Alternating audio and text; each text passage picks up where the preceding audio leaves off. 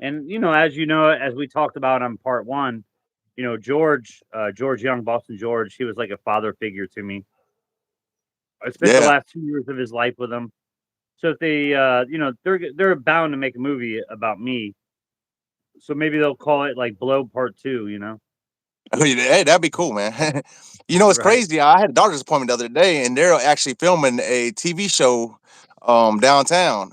I was going to try to be on it. I Really, didn't know about it. really, what TV Um, show is that?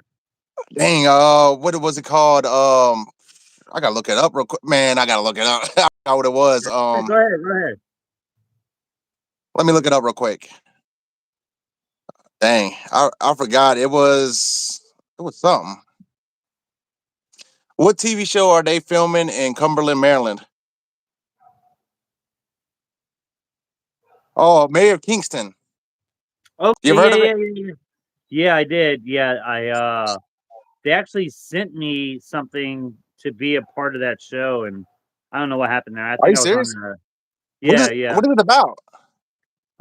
It, yeah, it's kind of a weird. It's a great storyline, but it's like some type of like judge or something that is controlling Oh, yeah, yeah, the yeah. prison Okay. system, and which is really true. I mean, there's a lot of that. Yeah. I have my But glasses on today, everybody, so I'm not yeah, squinting. You you guys look like a whole saw different person. I'm not gonna lie. yeah, I last watched time some there of was your I watched some go of your ahead. other interviews. I watched some of your other interviews. And man, Right. you look like you just came out of prison, like you're all flyed out, like you were just in that transaction, you know what I'm saying, coming out of that life. Right, right, right. Which one was your favorite? Um, I forgot the name of it. Let me see, which one was it? With Nelson Rodriguez Jr.? Everybody That's the loves that one. Spanish guy, right? Yeah, that one. Yeah, Yeah, that was my favorite. yeah, Yeah, that's everybody definitely loves my that favorite. one, man. You had Scarface, outfit on and everything. Yeah, I think that was part 2. My first one is where I got emotional and I fucking cried and shit. Yeah, but Uh, it happens. It happens. yeah. Real men So what? cry. So what are some things that we didn't touch on last time that you want to touch on? I don't know, man. There's just so much. What intrigued you on the first one?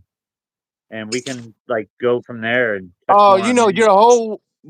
your empire. Like when you first started out, and you were selling in the clubs and stuff, and you started to get some motion. Like Right. how was that process becoming to a little hustler to coming big time? Man, like it wasn't overnight, man. It took a lot of fucking time. And back when I was young, 16, 17 years old, and I was going to these nightclubs, like I didn't really have like a home. I was always thrown family member to family member, house to house, home to home. So I found refuge in nightclubs. And for some reason, man, people just love to come up to me and ask me for a product. And I, in my head, I'm like, I can make a few dollars. I'm working at a pizza joint. I'm making $200 a week, and in these nightclubs, I'm making equivalent to that in one night. Yeah. You said something about last time. The club owner. He kind of had a feeling that you were doing something Oh yeah, that there, was and at you was night bringing moves. all the business. Yeah, that was at night moves. That's in my newspaper article. You guys can Google it. John Poet Thornton. You can read all about all of this. But yeah, that was later on. That was probably around early 2000s. A place called Night Moves, and I didn't really touch on this with you last time. I would like to touch on you with this, but this place was a swingers club. Do you know anything about swingers club? Yeah, I Okay, heard about it. all I right. haven't So been. right, right, yeah, yeah. So this club Night Moves was in Tampa. It opened at 9 p.m. So from 9 p.m. till 2 a.m. it was a swingers club. So they had back rooms and they had like themed back rooms. If you had a membership to the swingers club, you could go into these back rooms. and do your thing back there, whatever the swingers do. I was never involved in that, but from 2 a.m. till 9 a.m., it turned into an after hours rave in the front part. And the front part, it was like a big fucking warehouse, man. It was insane. And it was a bottle club as well. And in Hillsborough County, they had rules that you couldn't sell alcohol after 3 a.m. However, with these bottle clubs, if you bring in your bottle or your alcohol, they will store it for you and they will sell it back to you. That's the legality, the gray Yeah, area. that's the thing. Yeah. So if you brought in liquor, they would sell you the mixer, the ice, and the cup. They wouldn't sell you the liquor. Yeah, that's how they So make their money, man. yeah. And it was like $20 to get in this place. I mean, and back in early 2000s, I mean, $20 was a lot of money. And when I first appeared on the scene at Night Moves, I found it to be the Wild Wild West. Like, this is wide open. This is what I need, you know? So in Ybor City, I would sell till 3 a.m. Then I would go to Night Moves. And they had security there and they buzzed you in the door. It was some underground shit. And at the same time, I was throwing underground raves. We kind of touched on that on your first episode. We can touch Yeah. on that more if you want. But this place, dude, it was wide open, man. So I remember I'm loaded down with drugs, trying to sell drugs in this club. And back then we had phone, you had cell phones, but they had house phones. So everybody and their mom is calling this place, asking them if Poet's going to be there. I don't fucking work there. Why are you calling me and asking if I'm going to be He's there? like, who the hell is Poet? Right? Who the fuck is Poet? Right? So I had the tattoo on my arm, big block letters, Poet. So I'm chilling at the bar. I'm loaded down with drugs, bro. Uh, and the owner, I had no idea who the owner was. He was working behind the bar. He goes, Poet, I see your tattoo, Poet. He's like, a lot of people call up here and asking about you. Like, are you selling drugs in my club? I'm like, no, sir. I would never sell drugs. I don't sell drugs. I'm not a drug dealer. I'm a DJ. He's like, oh, you're a DJ. I'm like, yeah, I have a lot of fans. That's why people are calling your club asking if I'm going to be here. I always had quick mind with this shit. You know what I mean? Yeah, you had to play And it he's off. like, yeah, played it off really good, really well. And he's like, you know what? I have some slots opening for a DJ on the weekends. He's like, would you like to DJ here? Yes, I would love to DJ here. So I got a job, right? I'm now working as a DJ at Night Moves. But the dude, my shit was like a drive-through, bro. It was like McDonald's. Like I had so many people coming. I couldn't handle DJing and selling drugs at the same time. So I brought in my friends that were DJs to DJ for me while I sold drugs. And that's how it all started. It did. Well, that's how I was doing it long before then. But I think Night Moves is when I really built the society, the organized crime family that I had. Uh, like yeah, Night Moves was the thing because you have to also understand this, right? So at Night Moves, there was maybe 30 people in there when I started to go. But I brought this guy's business. I doubled it, then tripled it, then quadrupled it. Then they had no standing room in the building, and this guy getting $20 a piece for everybody buzzed in that door. So think about that. You have hundreds upon hundreds of people in this establishment. They're just coming for the drugs, man. They're not coming for my fucking DJ fucking talent. You know what I mean? So this guy was Yeah. like, I don't give a fuck what he is doing. Let him do whatever the fuck he wants. This guy was getting rich off me, man, and he got rich off me for years. I'm pretty sure he had a kind of idea. He just didn't care though. Yeah, whenever I brought his business up from 30 to hundreds, and he's getting $20 a head, like he didn't care, bro. Yeah, for You know? everybody just coming in, it's John Poet Thornton. We did an interview from about a week ago, about 2 weeks ago, you think? And Yeah, we're coming. This is a part two. You know, how y'all doing? I see the chat. I just can't respond because I don't want to interrupt. But thank you for the gifts. If you send a gift, and yeah, he's a real deal, guys. He's a real deal. He was selling major drugs out of Tampa Bay, and he got booked on. How long did you do in the pen? I did 10 years in, 5 years out. Yeah, they're actually gonna make his life into a movie. His who's the guy the blow guy? George Young, Boston George.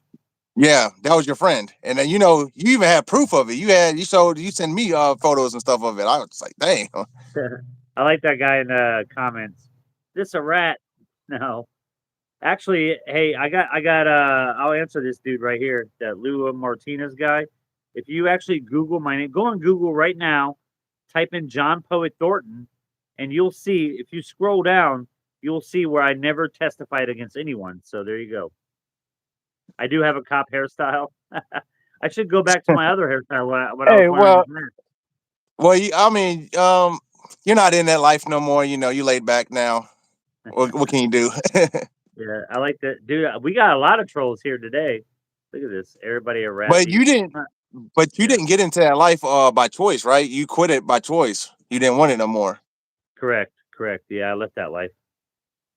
Rats Because the be thing calling about out. it, That's, when oh you my were god. climbing to the top, when all the Mm. cars was falling, you had a Right. lot of people, turn their back on you, and you seen Yeah, the shady side to it, and you're like, fuck, I don't want to do this shit no more. yeah, that's true.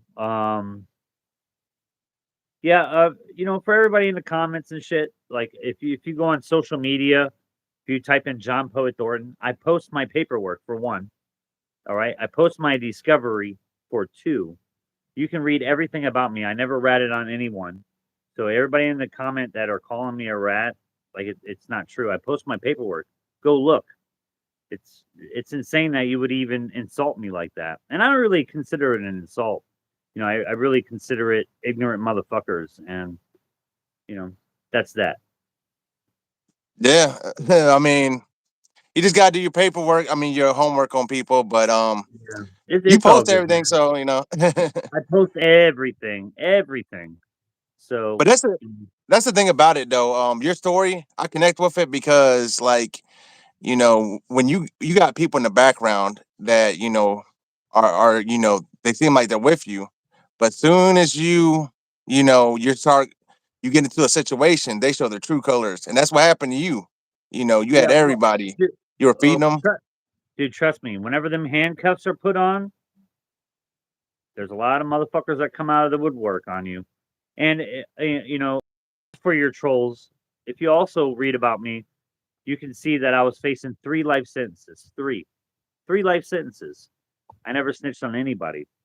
Nobody.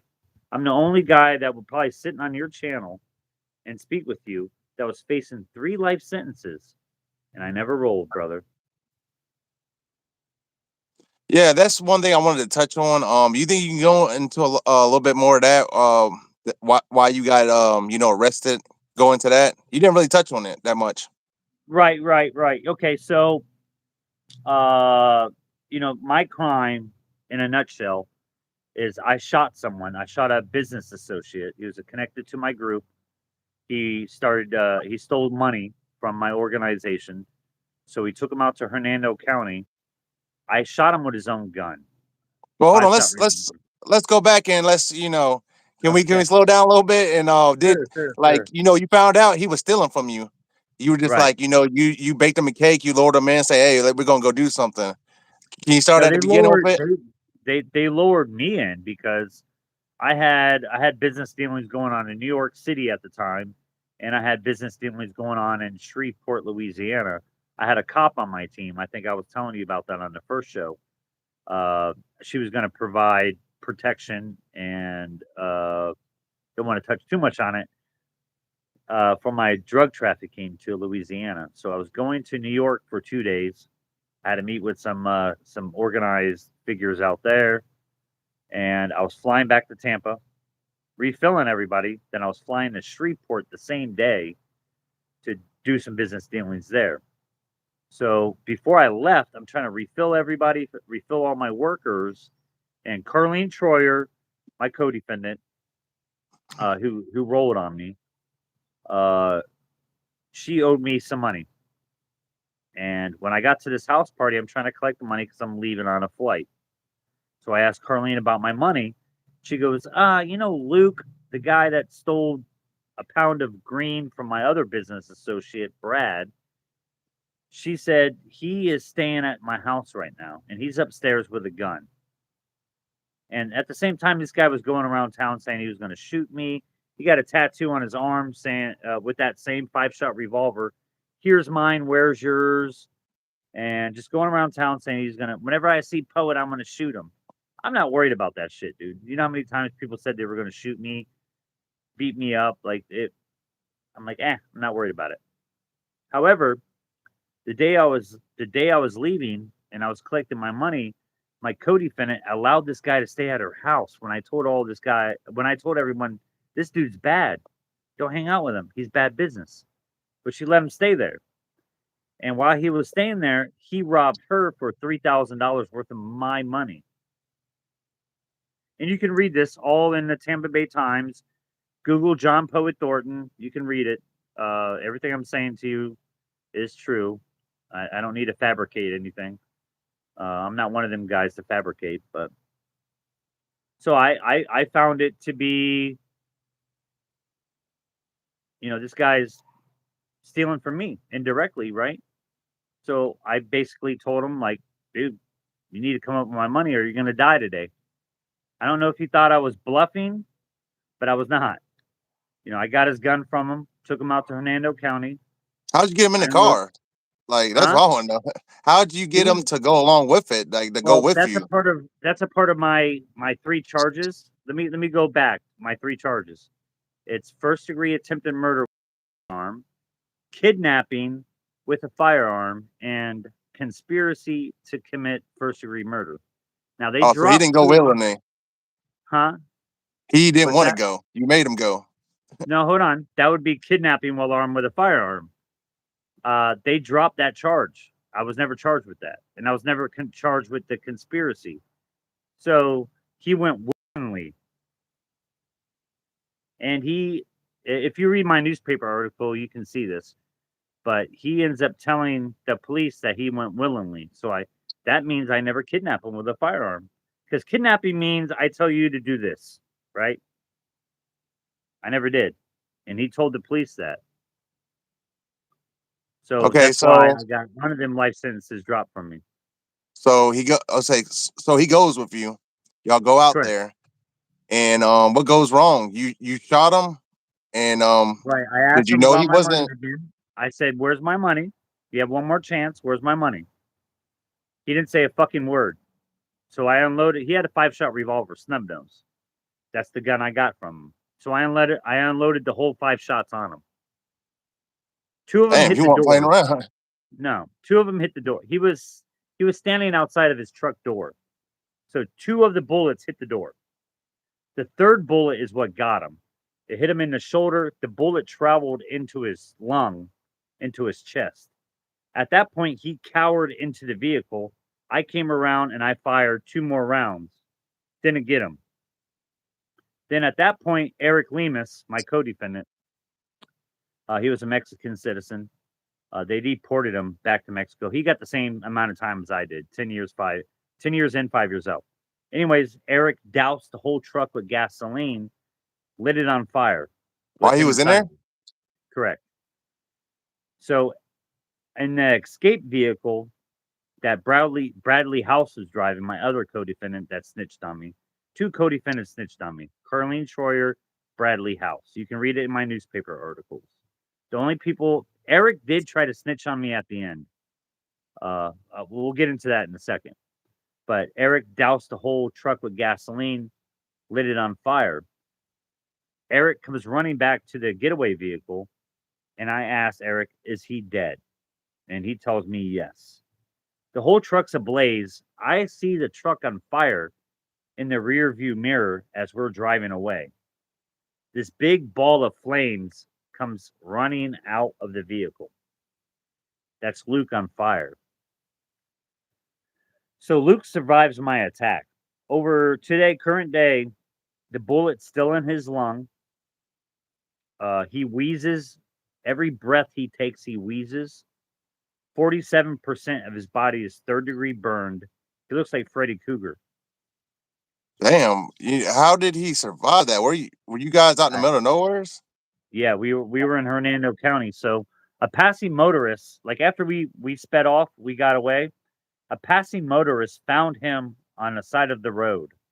He was burned, his clothing burned, he was naked, laying on the side of the road. A passing motorist on her way to work found him, and he is screaming, "Poet shot me, poet shot me, poet shot me." Well, who the fuck is Poet? John Poet Thornton, man, you know? Yeah, They had to put him they put him in a induced coma. I ran to Mexico. I don't know if we got into that last time on your show. a little bit. Yeah, I We got ran to just a little bit. Mexico. Yeah, I was hiding out in Matamoros, Mexico. Uh, uh, the police got me coming back across the border into Brownsville, Texas. Do you regret any of it, or I'm like, if you can go back in time, would you do things the Yeah, same, man. or Like, you asked you asked that same question on the last show, and did I? every day, like, every day, I'm not a violent person, dude. I'm not a violent person. I mean, kind of, right? But I think about that. Do I regret? I do regret doing what I did to Luke. I do. I feel that nobody deserves what I did to him, bro. I mean, but the guy was a piece of shit, dude. Straight piece of shit. I mean, I could tell you a lot about this dude and what happened after the fact, but I still nobody deserves that, man. Yeah, and this is crazy. It's really crazy how that the what if he did die? You probably wouldn't be sitting here talking to me if if you Yep, would have I, got I caught. talk. Yeah, I talk about that on other shows, man. Like, if that bullet would have just would a little bit went over, it would have hit his heart. If the door was open when I started to fire at him. Like, if Eric would have closed that door and doused the truck with gasoline and lit him on fire, he would have never been able to escape out of that truck. He would have burned alive. So Well, all that stuff, like, there's a reason why I'm here. There's a reason why I'm free now. And my victim never testified against me. You can read that in my newspaper articles as well. My victim never testified against me. After he healed up, after he came out of a coma, they couldn't remove the bullet. But after he got out of the burn unit, he moved to Texas. And I'm in the county jail at this point. Whenever my victim moved to Texas, guess what he did? He robbed another drug dealer. And he got picked up on drug trafficking charges and it was awaiting prison. So my lawyer in the state flew out there to do depositions on him in Texas. You can read this in all my new newspaper articles. Google John Poet Thornton. You can read everything. My victim tells the state and my lawyer that if I go to prison, if John Poet Thornton goes to prison, it would be detrimental to him being a part of my organization, the society. You can read that. Tampa Bay Times. it's crazy when you're in that kind of game. You're gonna have to do stuff like that. I'm pretty sure Yeah. that's the thing you got caught for. I'm pretty sure there's other things that happened that Yeah, sure. Yeah. but you don't want If to you're incriminate yourself. no, of course not. But if you're playing around with drugs, if you're in that lifestyle, that kind of shit is bound to happen, man. If it doesn't happen to somebody, dude, you have great luck. But it's bound to happen, man. If you're playing around with anything fucking illegal, like drugs, especially, it's gonna happen, dude. If you're messing around with real dudes, like, it's gonna happen.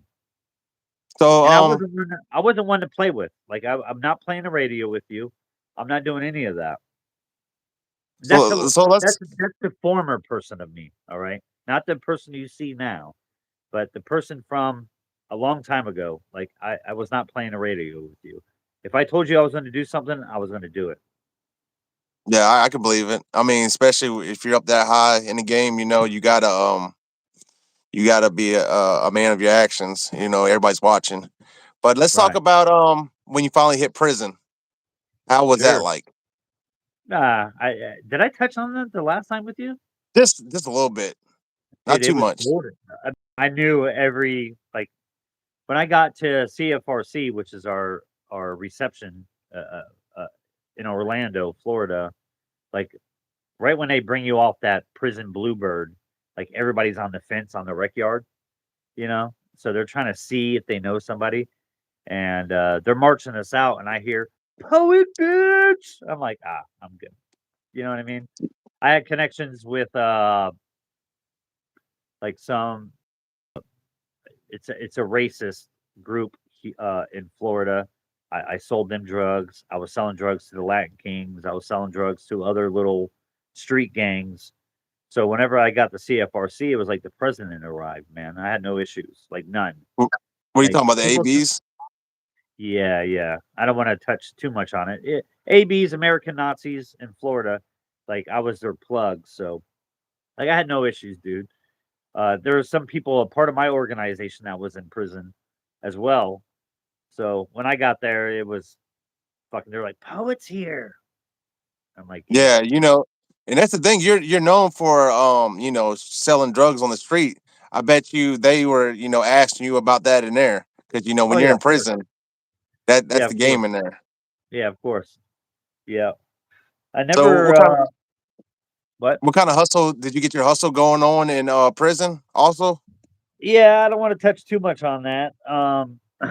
But yeah, I was controlling some aspects of some stuff, but I think we touched on your first show that my road dog, one of my good friends in prison, he was banging out a teacher, a free world teacher. She was teaching a GED class, and he just happened to be the orderly for that class, and he started to have sex with her, and she was bringing us in cigarettes and other contraband. Like I'm eating fucking Chili's steak fajitas in prison, you know.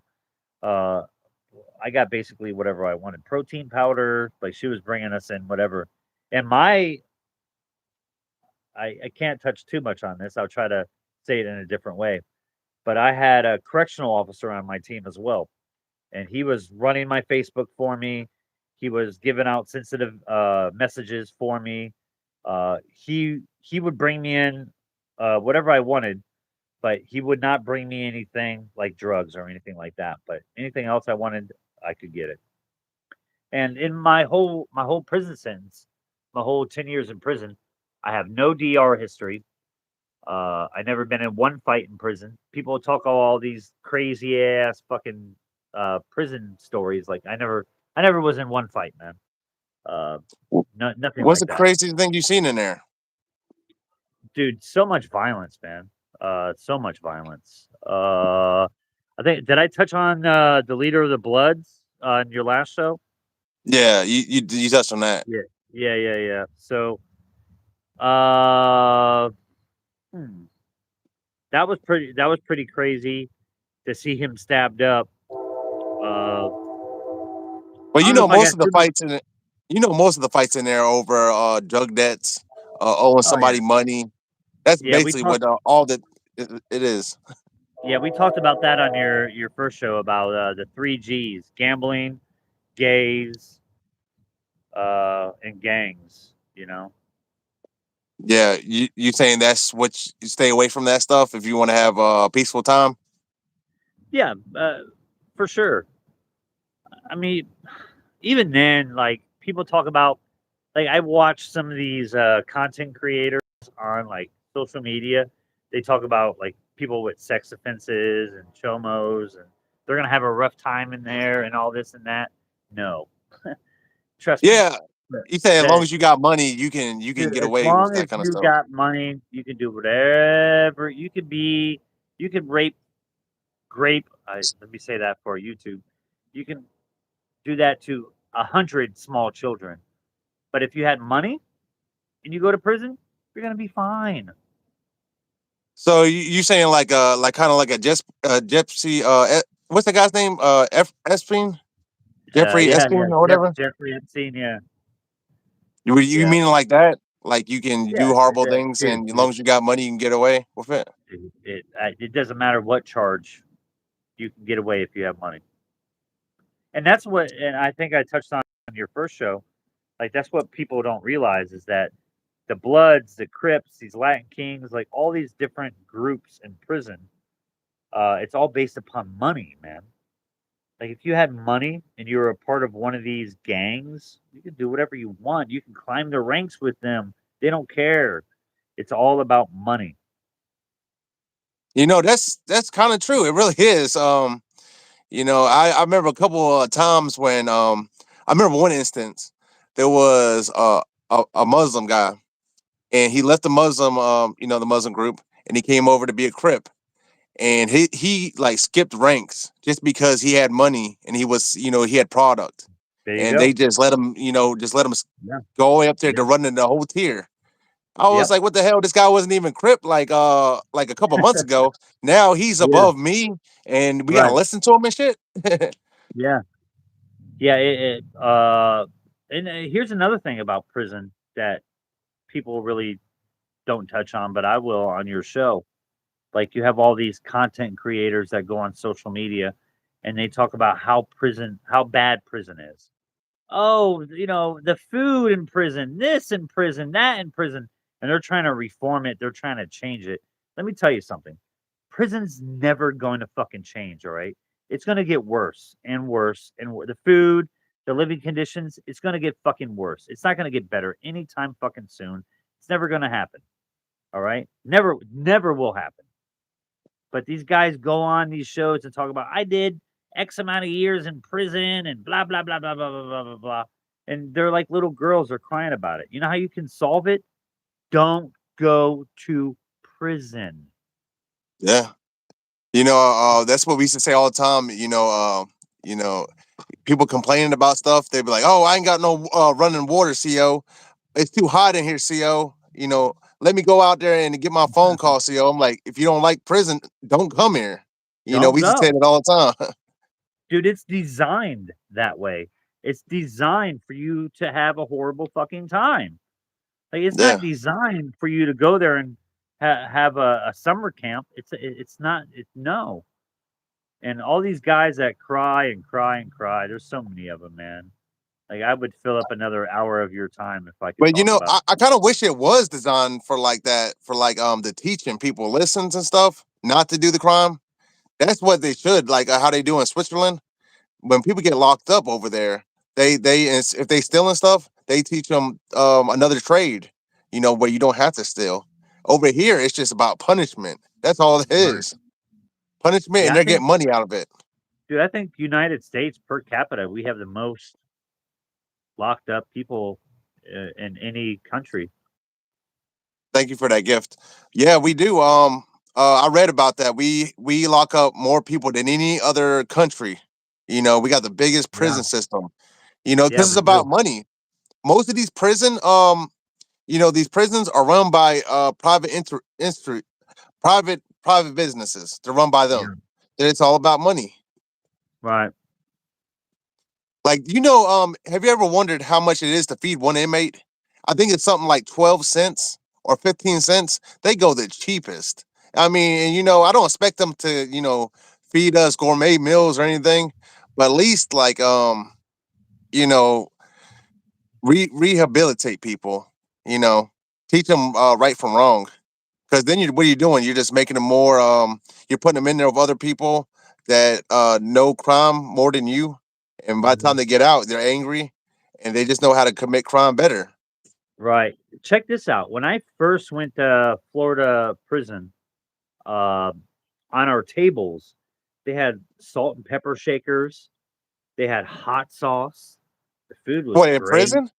Yeah, in Florida. Like the food was great. And I went in 2007, mind you. I was in a county jail 2006, but I went to prison in 2007.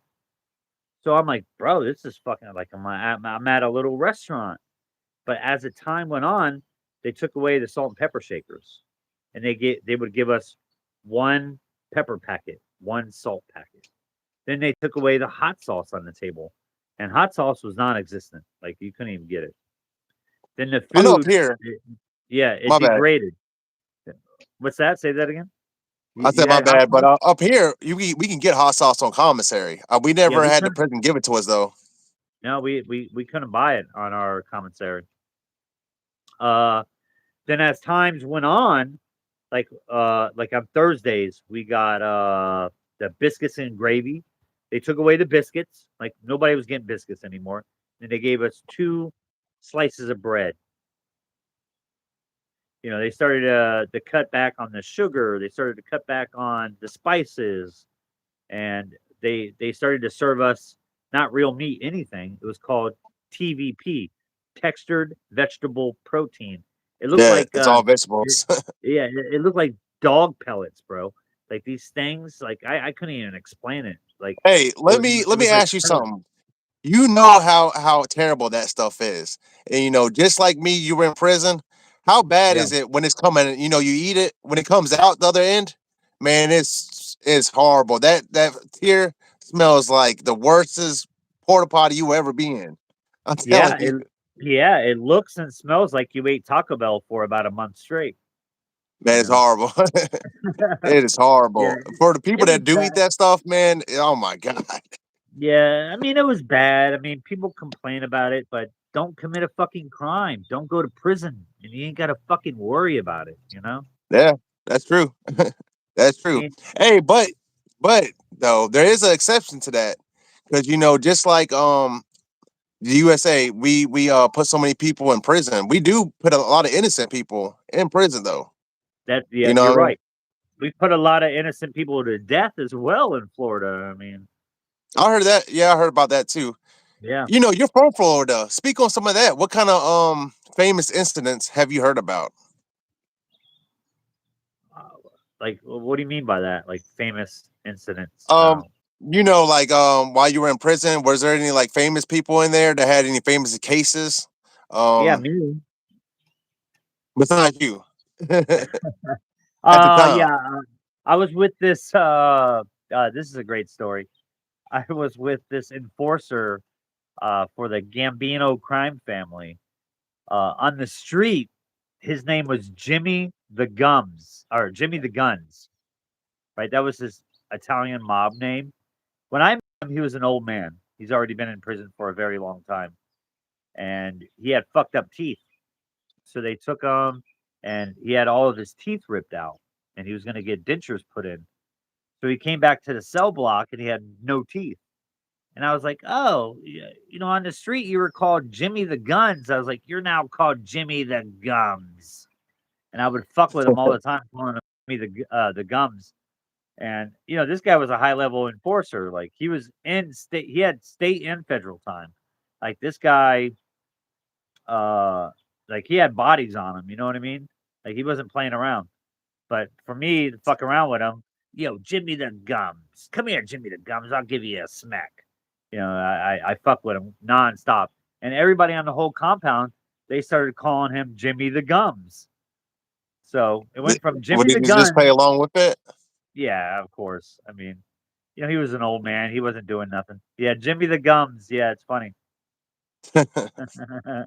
Yeah, that's basically bidding, and a lot of people do that when they go to prison. To make times a little bit easier, they'll Oh do yeah, what is called bidding. yeah. Would you call it bidden? Yeah, bidding. That's I what never that's heard what we that called it before. up here. Yeah, Really? and that's I what thought that's just what everybody. I thought that's what no, everybody called it. I never heard that before. And that's just what shooting the shit, Yeah, like just jumping bidding. around. Yeah, I I never heard thought that before. that's crazy. Yeah, that's weird. Yeah, I never heard So, that what before. kind of advice would you give to somebody that is in the drug game that's coming up? Maybe they're selling weed or something, or selling something small, Percocets or something. Uh-huh. What kind of advice would you give them? Like, about them doing it. Where does it lead to? Like, are they eventually going to go to prison? Is it eventually going to get backstabbed by their own people? Or like, where I does it don't lead think to? so. It all depends what level they're on. There's a lot of fly by night drug dealers and people just trying to sell a little something to get by. Uh, I recommend that you never do it. Period. But if you are going to do it, and there's people, of course, that are doing it, you know, Sell a quality product at a good price. Don't ever screw anybody over. Well, And I mean, they're eventually. It doesn't matter how good of a drug dealer you are. You're eventually going to. There's going to come a time where something's going to happen where you're going to get locked up, or you're going to right, get backstabbed, and it could cost you your life. You know, it's I a mean, I dirty game. It's a yeah, dirty it game. is. And I had longevity, bro. I sold drugs for over 20 years of my life. So you're not going to be a John Poet Thornton. You're not going to be a Boston George. You're not going to be a Pablo Escobar. You got to understand that, you know. But if you are going to sell drugs, I recommend you don't. Do not do it. But if you are, just understand your consequences if you get busted. And while you're doing it, you know, sell a quality product and don't fuck around with anybody, you know. Well, that's the thing about the way I look at it is when you're in that kind of game, you know, when somebody's next to you and they see you making all the money, and they rob you, you can't just be like, "Oh, I'm gonna go, go put a police Yeah. report on you." There's nothing you can really do. Like it's a dirty game, man. It really is, Yeah. and Well, anything could now it happen. is. I mean, there's a dude. This day and age, I would not sell any fucking drug because for one, you don't know what's in it. Fucking, they're putting that fentanyl shit in everything nowadays. Yeah, And back in my day, we didn't have to worry about them. We didn't even know what fentanyl was. Like, non-existent. yeah. But That's the thing about it. I mean, even remember when I was younger, you could dabble around and stuff. You wouldn't become a crackhead or nothing. Just dabble around, and have fun every once in a while. But now you can't even do that. Your first time might be your last time. They got yeah, like they're putting so much stuff in this stuff. yeah, that and the laws. I mean, let's say you're selling a little fucking dime sack to your homeboy of weed. They're putting fentanyl in weed now, bro. Like there's laws Yeah, I heard putting, about that. yeah, there. You know, let's say you sell a little sack to your homeboy laced with fentanyl. He dies because it has fentanyl in it. They test it, has fentanyl. You're going to prison for life, dude. You know what I mean? I don't know what I know there's laws now that are in place with fentanyl, but yeah, just don't do it. Don't sell drugs. Get a real fucking job. Focus on that. Focus on getting a real job, opening your own company because you're already a great salesman because you're selling drugs, right? So open up a sales job or get a sales job. Don't go into that lifestyle because let me tell you this: there's a lot of scars that I don't share. And every time I go on one of these shows and I talk to amazing people like you, it's like I'm ripping that wound again, man, and I'm bleeding again. Bro, I think about this every day. The organization I created, the people I hurt along the way, I hurt myself. Dude, the money, the popularity, doing it, it's not worth it. It's truly not. It's really not. Yeah. And that's one thing I wanted to ask you. You when back in the day you were selling a lot of stuff. Were you dabbling in it too? Like were you No. I mean, people ask me that a lot. Like I was never into the drugs, man. Like, granted, if I'm hanging out with my homeboys, you know, I might do a bump or two with them. We have some girls, we have some strippers, we have a little party going on. I would dabble, like, but it was not often. Like, I like to drink. Alcohol was my thing. I like to drink. I like the popularity. I like the attention. I was never into the drugs. And most drug dealers, they do their own product. Like I wasn't one of them But yeah, guys. that's bad for business right there though. Right. It is. Because Never you get get to a high in point your own where supply, you know? yeah, you get to a point where you start to do it and you do it because you want to feel good or something because your life is shit and you want to feel good for Right. that instance. But it gets to a point where you're doing it, so much that your body becomes used to it. And then when you Right. don't have it, you become sick and all that. And at that point, you're not getting high for fun no more. You're getting high to feel normal at that point. And that's where a lot of people go down the slope, and going to jail or something could save somebody's life because it gets you away from that stuff because you can't say no anymore. You know, Yeah, I do believe that. I never experienced it. like me personally, I never, I've heard stories like that, but you know, yeah, that's a Yeah, shame. You know, I was in I, the I neighborhood, bro. yeah, I dealt with it because I got into a car accident and they prescribed me Percocets. And man, I got Uh, so hooked on them things, man, so hooked. Like I really? wasn't gonna ever quit. If I didn't have it and I had to go to work, I'd be like, hell no, I'm not gonna work. I'm too sick for that. Man, it would like, it started messing with my life in a negative way. And the Yeah. only way I was gonna get off of it is by getting locked up. It took me away from that because you gotta want to get clean for yourself, and if you don't want Okay. to, you're not going to. But going to jail is kind of forcing you to because it keeps you away from it. You know what I mean? Right. And that's good for some people. I believe jail is good for the wing you off of stuff and get your mind right. Like That was one of my rules as well. If you were a part of my organization, I did not allow you to do intravenous drugs. You were not doing them. You were not allowed to do any type of painkiller prescription drugs. We didn't even sell that shit. Like we were primarily cocaine, ecstasy, marijuana, LSD 25. I considered all that stuff you're talking about a hard drug. My organization, we refused to sell that. I refused to have anybody a part of my organization that would even do that stuff. Because the reason being is, why do you want to kill off your customer market? Like, why would you want to do that? I don't want to sell yeah. you heroin. I don't want to sell you heroin. I want to keep You you know what? coming I just back. thought about something too. I thought about Yeah. something. You used to do what you did, and down here in Baltimore is close to where I live at. And when I was locked up, we had a lot of Baltimore people, and they told me the story. What they would do, they would get a whole bunch of they were selling the caps. It was like scrapple. It'd be like heroin and Fetty mixed together and stuff like that. You never know what you're getting, but they would put like rat poison into like three of No. these caps and mix it up, and they would sell the caps out, and three people would lose their life, they would die, but it wouldn't have the effect that you think it would. People would see that and be like, "Oh shit, that shit must be really good. I'm gonna get some of that," and it makes everybody want it even more. And it's Right. crazy. That Yeah. is crazy. Somebody dies, and you're like, "Oh, I want some of that." Well, yeah. No, you're right. No, you're absolutely right. Uh, I never fuck with people like that. Like, I don't want you even around me. Like, I don't even want people like that to even fucking talk to me.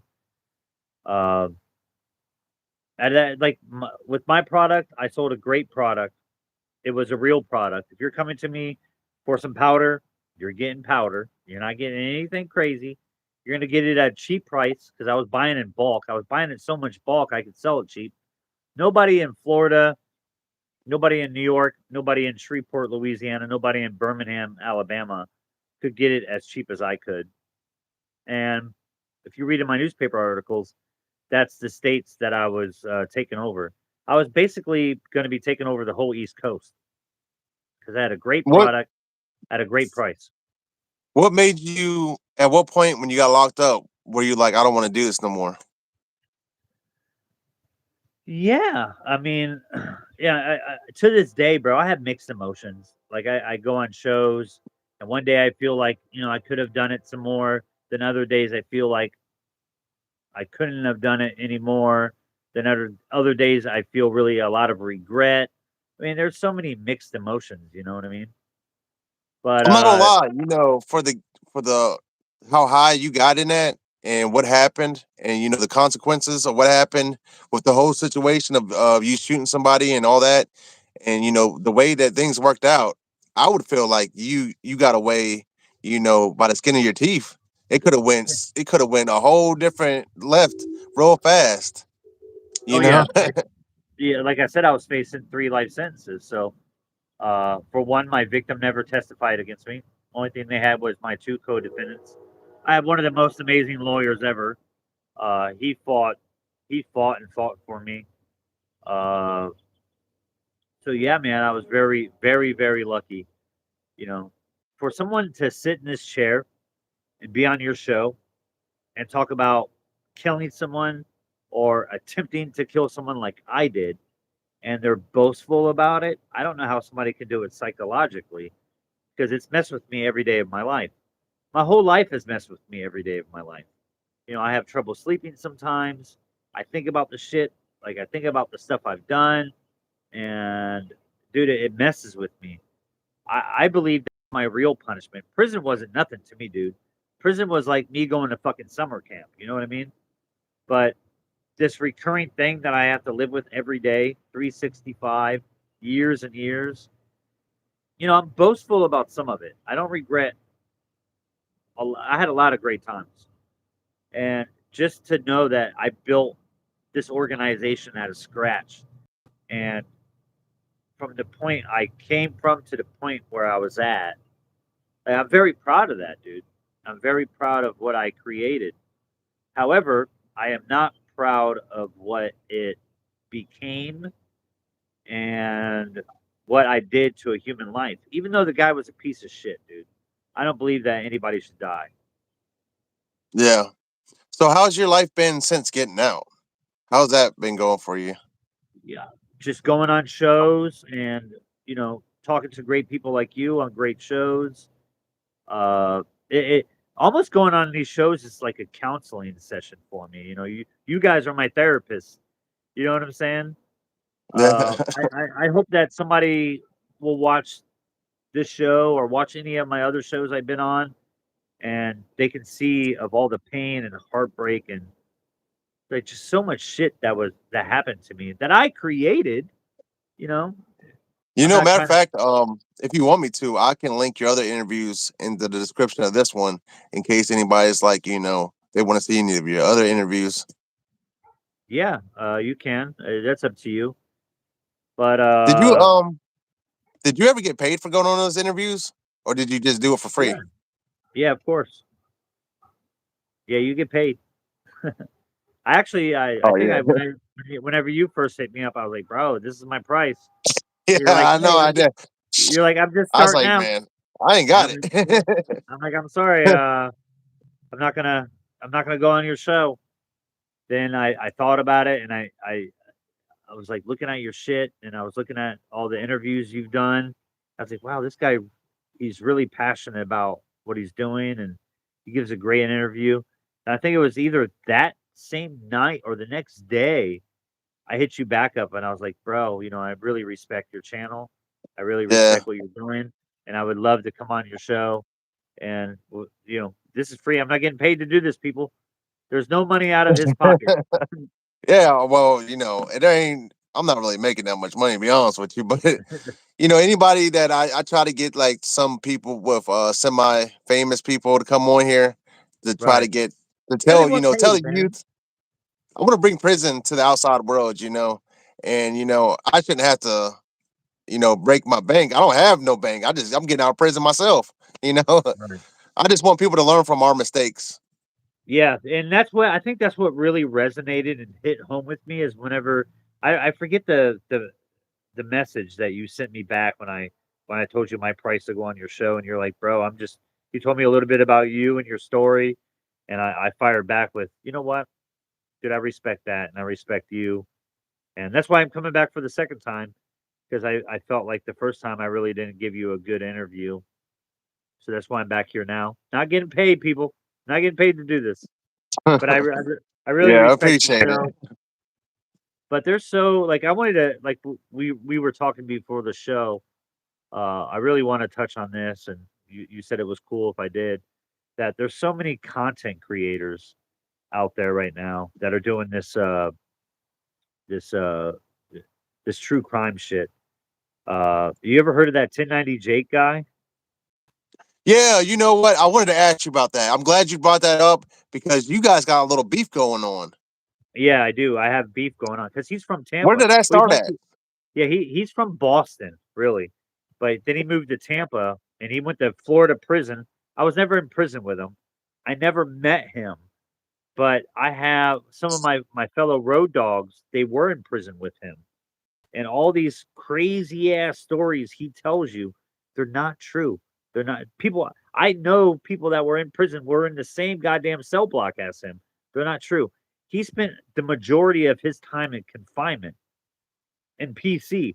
Like, dude, he was on a like throughout his whole. I think he did like 3 years. Throughout his whole 3 years, he might have been on the compound for like 6 months, sporadic. So I've been firing back on him a lot. Uh, Byron Blake. I don't know if you've heard of Byron Blake. I'm Uh, not familiar with him. but yeah, if you guys want to know more about 1090 Jake, go on YouTube and type in Byron Blake 1090 Jake. Like Byron Blake is, dude, this guy is producing paperwork on 1090 Jake. He's calling him out. Like he posts a video like every day about 1090 Jake and how fake he is and how flaw he is. And like I said, I'm from Yeah, Tampa, dude. I am. They consider me the king of Tampa. They consider me the king of Florida, right? So I think Jake got out the same year I did, 2015, and he's claiming to be like this big time blood gang leader of Tampa. Like I never even heard of you, dude. Like who yeah. what the fuck are you talking So what about, is he man? doing? I'm not real familiar. I know that he exposes like paperwork on certain people. Is he like Yeah, yeah. glorifying prison or Yeah, something? yeah, yeah, that's the funniest shit ever. Like Jake, 1090 Jake, the great white blood, how Byron Blake likes to call him. Jake is an informant. Jake is a snitch. He doesn't tell you that, but he is going on, Vlad, and he's going on that 21 jumper or whatever the fuck it is, no jumper, No and he's jumper. calling out, yeah, he's calling out rap artists that are snitches. Like Jake, you're a snitch. Just admit you're a snitch. And I'll touch on this too. Uh, Now I respect snitches. Now hear me out when I say this. All right, I was on one of the biggest podcasts in true crime right now. That is the Matthew Cox Inside True Crime. If you guys Yeah, know his I know show, his. yeah, I was on his show. Like, there's guys that won't go on his show because Matthew Cox is an informant. Matthew Cox is an FBI informant. Like, he got out of federal prison by informing on one of his friends in prison. Like, he had a whole bunch of like hidden money or something, and Matthew Cox went and turned him in and got time cut off his sentence. I Now, didn't know hear me that. out. Yeah, yeah, it's true. Look it up, Matthew Cox. But here's the thing: I respect Matthew Cox as a snitch. Here is why. He will tell you he's a snitch. He will tell you, this is what I did to get out of federal prison early. Maybe John Poet Thornton a long time ago wouldn't respect that, but John Poet Thornton now does respect that because he's honest with you. He's being truthful to you. He's not hiding he's a snitch. He's telling you right out he's a snitch. If 1090 Jake would have came out and said, "Hey, I'm a snitch," dude, I would respect that, right? There's another guy on social media that I'm targeting right now that I've been fucking trying to hit and hit and hit. This guy's running from me like the goddamn plague. His name is Aaron Pila. Now, you guys might know him as that smooth talker on TikTok. Like he does these great videos, bro. Yeah, he has 2 cases. His federal paperwork is good, right? But where he doesn't tell you guys is that he has a state case out of Nevada. Yeah, I think it was a pew pew case, but he was an informant on that case. He won't tell you that, but he will tell you that he won't go on the Matthew Cox show because he's an informant. He's a snitch. I went on Nelson Rodriguez Jr. Honor Among Thieves. Uh, Everybody loves that show. I think you said to me earlier that was your Yeah, favorite yeah, that's show. my favorite one. But yeah, Nelson is actually an informant as well. Nelson rolled on a couple of his co-defendants, which he talks about. I respect Nelson. Nelson is a dear friend of mine. I probably talk to Nelson a few times a week. It's not But like the everybody's inform doing that. yeah, yeah, it's a common thing. But anyways, Aaron Pila goes on Nelson's show, and Aaron Pila is trying to be this fucking gangster, right? He tries to check Nelson about how he's an informant and blah blah blah. How can you do that, Aaron? You're an informant yourself. Like, dude, I don't understand half these motherfuckers on these social media platforms right now. You got this guy named Robert June. Like he went to Robert Jew or some shit. But he does these little nice because they're smooth talkers, bro. They know how to talk, right? They get a lot of views, a lot of likes. But Robert went to federal prison as well, right? Now Robert's out of prison, and he talks about all this and that about prison, but he doesn't tell you that he's an informant. I called him out that he is an informant. What happened was is that Robert, whenever he got busted, he rolled on one of the police that was on his team. Like it, like do your like please people, please, John Poet Thornton, please do your research on all these guys. The 1090 Jakes, the Aaron Pilas, the Robert Junes. There's so many of them that go on this shit for the likes, the views, the comments. It's ridiculous, bro. Just be honest, right? Be honest, be straightforward, be a stand-up guy. You're a stand-up guy, right? That's why I'm on your channel, dude. I respect you.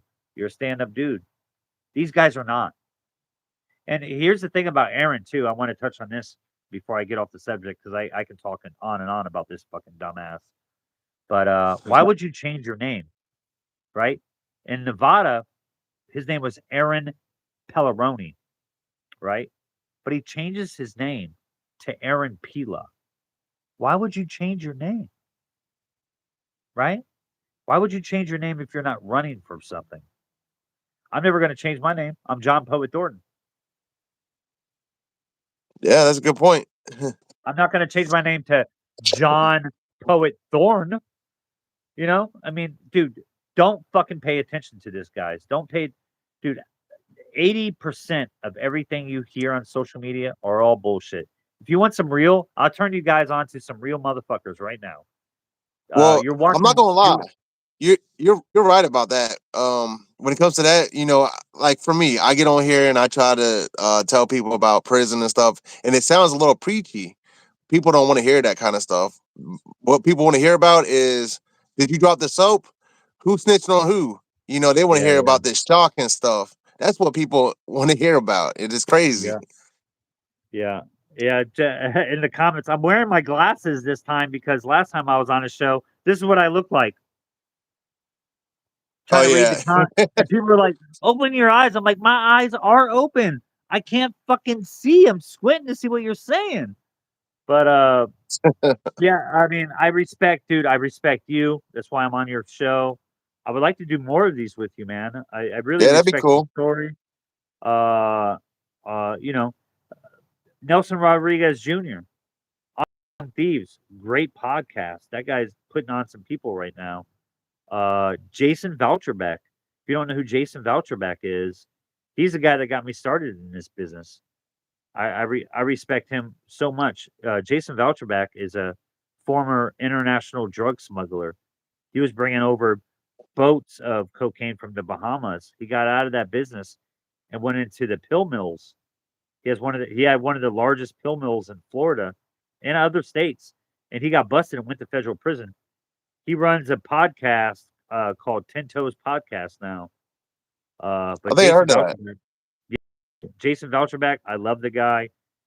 He just brought out. Can I give a shameless plug on your show? Is that cool? Yeah, yeah.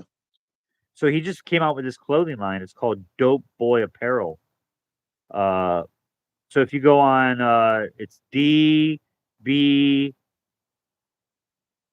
A. No, it's D Dope Boy Empire. So it's DBE Apparel.com. Like he has like these cool hats that said "Retired Dope Boy." He has like some cool ass fucking sweaters and t-shirts. But if you go on that website right now and you order a shirt, if you guys use the promo code POET, POET 15, POET 15, they'll give you 15% off your order right now. So I just gave you the If plug you there. want, I'll put it in the description. I mean, Yeah, yeah. I don't I'll care send you the if people like it. yeah. No, Who am I dude, to here's deny people what they want? yeah, and here's the other thing, people. Here's the other thing about your favorite content creators and people like me and people like Jason Velcherback. Like if you go on their TikTok, if you go on Jason Velcherback's TikTok right now, he posts his paperwork. Like everything about him is posted, right? If you go on my TikTok right now, if you go on my Instagram, John Poet Thornton, all my shit is posted. Like these other guys, the 1090 Jakes, the Aaron Pilas, the Robert June or whatever his damn name is, all Yeah, these other did 1090 Jake ever say anything about you? Did he ever, say anything publicly? no, no, no. He did fire back on Jason Velcherback though. But yeah, if you go on these guys' profile, they don't show their paperwork. They do not post their paperwork. Why? Why don't you post your paperwork, people? Because real motherfuckers like me, Jason Velcherbeck, Nelson Rodriguez Jr., we post our paperwork. Like, I have nothing to hide, man. Google my name. You can go and look at my newspaper articles, my court filings, everything. I don't, dude, everything that I say to you today is true. I have no reason to Yeah, well, lie, that dude. that that's the thing. I talked about paperwork in my one of my videos that I did. Your paperwork is everything in prison. It's basically your resume. You know, Yeah, people when you get in there, they're going to ask you about your paperwork, and you can't hide it. People can look you up nowadays. They get your yeah, name and they can look you up. It tells you yeah. if you snitched or you on anybody's cases. Uh-huh. You got people that'll be out there, putting everybody's business out there, but they got Yeah, skeletons in their closet. It's yeah. it's Trust crazy. me, dude. I have no skeletons in my closet. Like, there's only thing that people have bad to say about me, of course, are my enemies. I have a lot of them. I wish I didn't have any, but unfortunately, I do. Um, but there's nobody that will ever say anything bad about me ever. Because whenever I was on my rise, dude, I was buying my friends' cars, I'm buying my friends' houses. If you need something done, I got it done for you. Whatever you wanted, whatever you needed, I took care of it. And that's a proving fact. And I can bring on person after person after I can name drop person after person after person after person after person. There's nothing bad anybody can say about me because I am fucking real, dog. I am the realest motherfucker ever. I know a lot of But people say that, but I am. there's when you're buying your friends' cars and stuff, those same friends they Oh they yeah. kind of stabbed you in the back though. Oh, dude, And that's dude, from people in my past, there's only a handful I even talk to this day. I was just on the phone earlier with one of my running partners. He was one of my right hand guys back in the day. His name was Johnny Rock. That's not his real last name, but that was his nickname, Johnny Rock. I was talking to him. I told him I was going to be on your show today. I was like, "Can I tell some stories with us from back in the day?" He's like, "Yeah, yeah, yeah. Your favorite stories?" And he told me a couple. Uh, but yeah, Johnny Rock and I. Johnny Rock was like my one of my. Uh, he was a competitor of mine back in the day. Him and this other guy. I won't mention his name. But they were my competitors. But they were selling a great product, and he was pretty much mimic I was doing, and I was mimicking what he was doing. And Johnny and I became great friends, and he started to purchase from me because him and his partner they were traveling from Tampa to Miami to get the product. My product was I always had it. I won't touch on where I was getting my product from, but I always had it. So they ended up, started to buy from me, and I kind of that's how I kind of took over a lot of the drug markets is because nobody could get the product at the quality I was getting it for, because I never touched my product. The way I was getting it is the way I sold it. Now, people that I was selling it to, they touched it, whatever, none of my business. But I had a great product at a great price, so I just started to. It was like a vacuum, bro. Like all these other gangs and groups and other drug dealers, I just kind of sucked them into my vortex because I always had it relatively available. Always had a great product, and I always had it. So I just started it. That's what grew me. That's what when I was a small time guy in Ybor City, that's what blew me up, bro. Is I always had the product. I you, operated you know that 365. no, I'm sorry for cutting you off, but you know that No, show you're good. Breaking Bad? Do you ever Yeah, yeah, compare your yeah. life to that? Dude, it's funny. I'm glad you mentioned that because I won't touch too much on it. Uh, but back in the early 2000s, uh, I was known also for LSD 25, the real LSD 25, not the fake shit, right? There's so many derivatives of LSD. but I was getting LSD 25, and the guy I was getting it from he was a chemist teacher at a college in my area. I won't tell you what college, but Just like the show. correct, correct. But he was doing meth, but I was getting LSD 25 from an actual chemist that worked at a college that taught chemistry. Uh, yeah, I was known for You know, the did you LSD 25 on sweet tarts. I would drop it on sweet tarts. did you ever meet anybody the whole time you were in that game?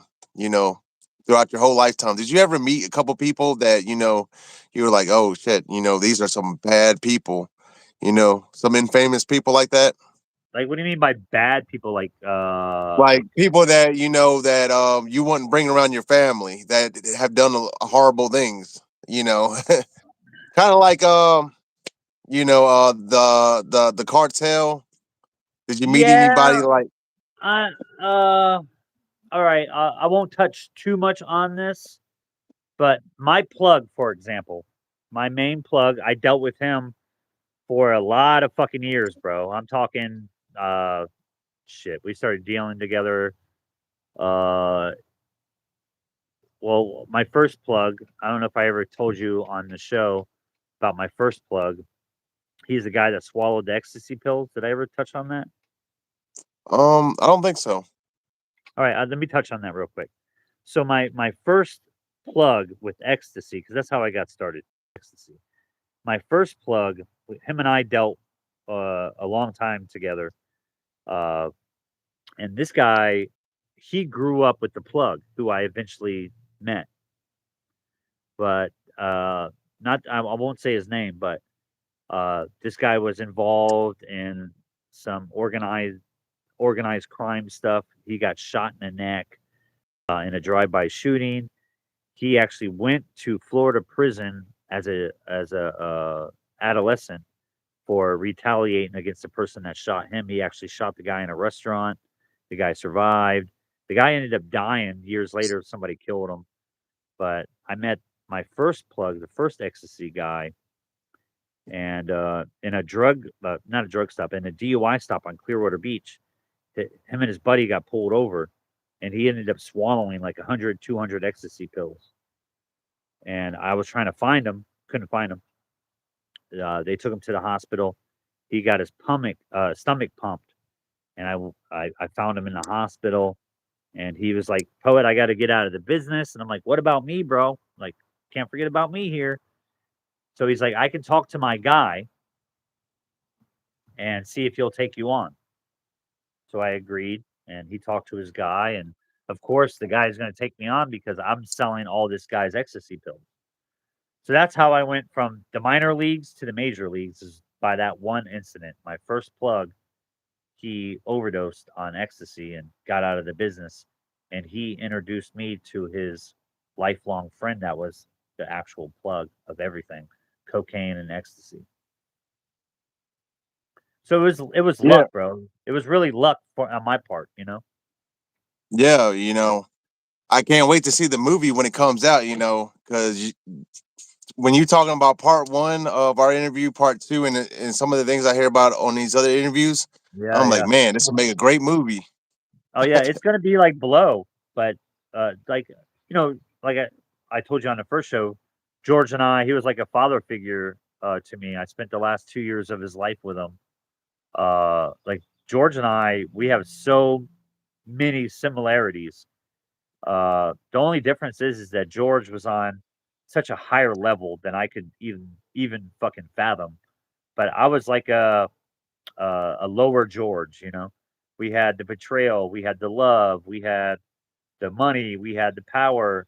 So yeah, if they when they do make my movie, it's going to be pretty much like a Blow kind of movie. Uh, Yeah, and that'd be cool.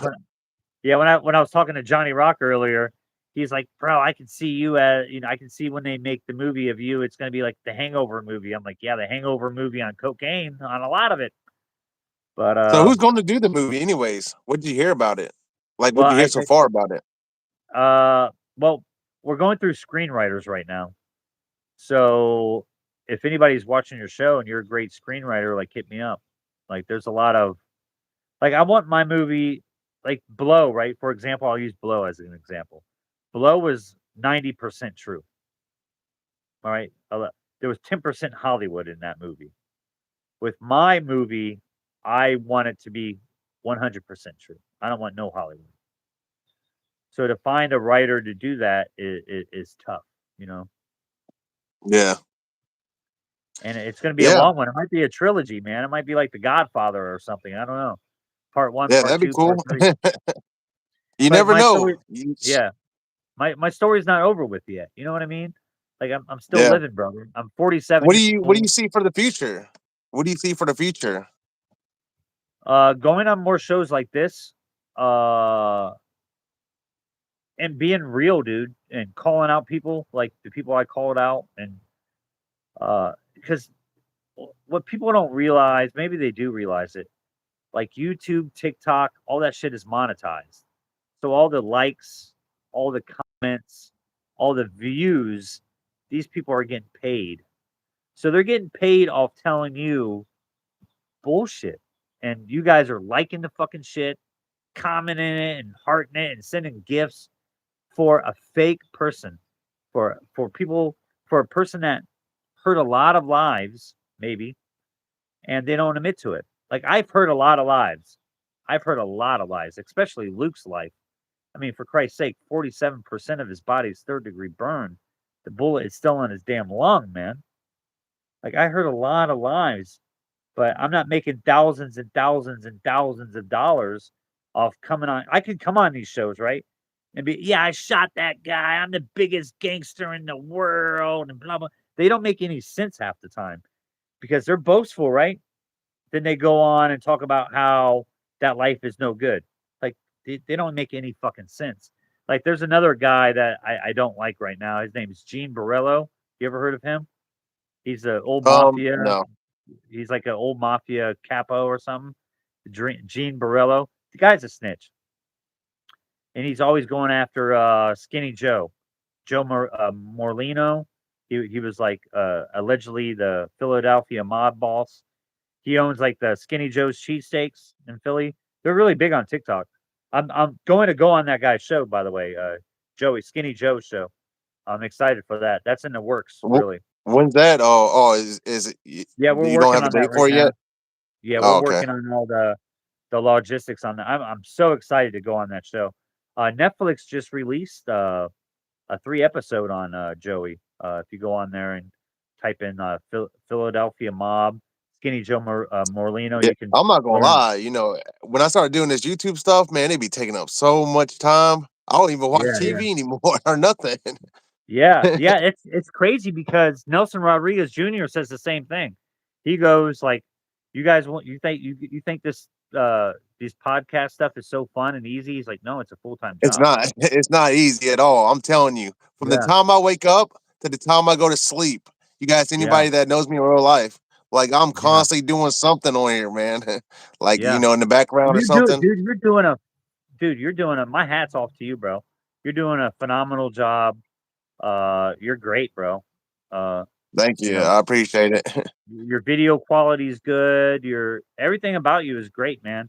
That's the Only next thing I'm going to invest in is a new camera. I have everything yeah, else, when I got a laptop, all that. I just need a new camera. yeah. That's the thing. Just stay true. Like, just stay true, man. Like this is what I love about Jason Velcherbeck, the guy that gave me the start in this whole podcast world. Like this guy Yeah. does not fucking he does not play with you. Like he does not play with you. Like if he doesn't like if you answer a question wrong to him or yeah, if he has any inclination that you're lying, like this guy will call you out. Like, bro, like that doesn't make any sense. Blah blah blah. So I recommend to you just stay true, bro. Like if there's something What's his that name? doesn't, Jason Velcherbeck. If you go on TikTok right now, type in Jason Velcherbeck, like he'll pop right up. Pill Mill Kingpin, international drug smuggler, former. I love that guy dearly. He's the guy that owns the Dope Boy Empire apparel. Um, and I'm his spokesperson for that brand. Um, yeah, amazing guy. Like I can talk to him whenever I get off the show with you, and maybe he can do an interview with you. I can talk to Nelson Rodriguez Jr. I can talk to a couple and get you on a show. And dude, they're not haters, bro. Like they'll support your shit, you support their shit. Like that's some great people. Yeah. Like they're non-haters. They're not fake, you know. Well, matter of fact, Uh yeah, I'm gonna talk to you after we do this. Just send me a link or yeah, whatever. yeah, I'll Sounds text you, interesting. man. Yeah, Yeah, Jason Velcherbeck's out of Vero Beach in Florida. Nelson Rodriguez is out of Miami in Florida. Matthew Cox is out of Tampa in Florida. Like, if you want to go on these shows, bro, I can plug you in. Like, I'm going on a show on yeah. Sunday. Hollywood Wade. You ever heard of Hollywood Wade? He's got a big No, I channel. haven't. Yeah, I'm going on his show on Sunday. I talked to I'm him a not gonna couple lie. times a week. If I get any interviews, I'll take them. I'll take anything because I think um, anything to put my brand out there, it'll put eyes on the channel, and some of the stuff some of the stuff that got a good cause that I'm pushing, it'll put eyes on that. So I'm willing to do anything when Well, it it's not comes to only that, dude. interviews. You have a great story. You're a great person. You're reformed. You have a great YouTube channel. You do great interviews. Like your story is something people need to hear about, dude. You know what I mean? Yeah, Like you were involved in that street gang life, even though, like the FBI. The FBI declares my organization a domestic terrorist group. They consider the society and myself a domestic terrorist organization. When I got out of prison, the FBI came to see me and did an interview with me. Uh, but you were on a different spectrum. You know what I mean? You're on that street life. People know. I don't know if you want me to say it, but people know the gang. If you say the name, they know what you're talking about. And dude, yeah. your story from that to where you are now. I'm proud of you. I'm proud of you, man. I'm proud of you, and I'm Yeah, proud of your channel. it's been a long way. It wasn't no. I mean, I'm talking about it, and I can talk about stories, and it might an hour might pass by, but these are years. It took a long Right. time for me to get to where I'm at now. And I Yeah. was hard headed like a lot of young people are. I didn't want to listen to anybody, Yeah. but Of course, man. going to prison, it Yeah. would change your mind. Yeah. How old are you now? 38. You're 38? Yeah, I thought you were in your 20s, dude. nah. Damn, you're I 38? wish. Holy shit. Yeah, I wish. I got 10 years on you then. Yeah, we Right were in on. you got 10 years on me, but back in the back in the days, we're back in the days, not this new school. Man, they're all in a whole nother league. I'm telling you, man, they're crazy. Yeah, they are crazy. Yeah. Hey, I never heard of this. When it comes to like I seen on the news, they were having like the slapping game. It went viral online. And basically you just walk up people walking down the streets in like New York or something. You would walk up to them and just slap them, knock them out. And people think What? that was a game. I'm like, what the hell is wrong with these people? You're knocking out moms, and this is somebody's mom. This is somebody's No. sister. Man, if No. I found out that you hit my mom like that, I'm coming after you. I don't give a Yeah. fuck. Yeah, Like yeah. that's Is that almost like the like where they're eating the fucking laundry detergent, like one of them challenges? yeah, but that's hurting yourself. This is Yeah. bringing your foolishness on other people. You know, if you want to be dumb and do something to yourself, that's one thing. But if you want to go attack random strangers and harm people that ain't got nothing to Mhm. do with, like that's a whole nother thing. Well, and that's the other thing too. I want to touch on that to people that are watching. Like everybody has this image, right, of what a gangster looks like. Like I think like Yeah, they do. TV They shows they and always think it's movies. tattoos and all that. Yes, dude, look at me. But Do you think I would? Do you think I am John Poet Thornton? Do you think the things? I mean, look at me. I look like I should be in a fucking choir somewhere or a lawyer. But yeah, there's no well, image of what a that's why I try gangster to looks tell like. people: you go to prison, and the quick killers and stuff. They look like your next door neighbor. They look like the guy Yeah. at fucking McDonald's. They look like Right. ordinary people. Like Yeah. like some of these people, they imagine that killers look like they got piercings everywhere, they got tattoos No, everywhere. You know, it's not like that. no, it's not. But yeah, man, that's crazy, Yeah, dude. man. Well, we've been on here for about an hour and 20, 25 minutes. I think Yeah, we're we about can do it towards the end again. of it. Well, We we got to can do do a part part three, three. bro. Let's do part Yeah, three. Fuck it. definitely. If you guys Yeah, want we can part do it. three, if you guys want part three, man, like this video, share the video, comment on the video, hit up homeboy here, say you want a part three with me. Yeah. Yeah, If you want to we'll know do more it either about way. me, It doesn't matter. yeah, if you want to know more about me, go on YouTube, type in John Poet Thornton, or go on social media, John Poet Thornton, or Google John Poet Thornton. You'll find out everything you want. And if you guys want some of that cool ass apparel I was talking about, uh, Dope Boy Empire dot apparel or dbeapparel.com. Use promo code Poet 15% off right now. Link But to yeah, is there everything to anything? me. I'll put it in the description. Yeah, yeah. Right when I get off the phone, I'll send you the graphic.